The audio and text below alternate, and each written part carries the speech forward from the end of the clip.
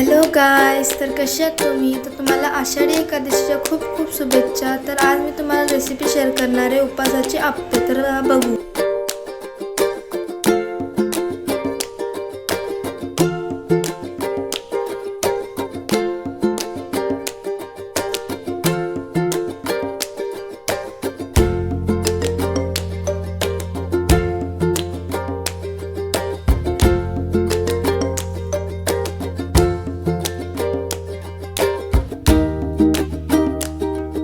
हे खूप सॉफ्ट पण झालंय आणि आता मी एका बाउलमध्ये काढलंय. आता आपण त्याच्यामध्ये इंग्रेडियंट्स टाकूया.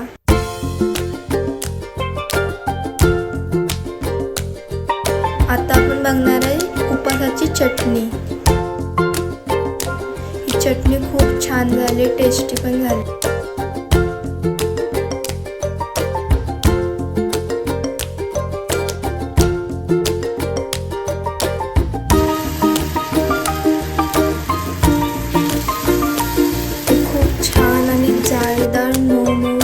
लसलसीत झालेले आणि तुम्ही पण तुमच्या घरी ट्राय करा आणि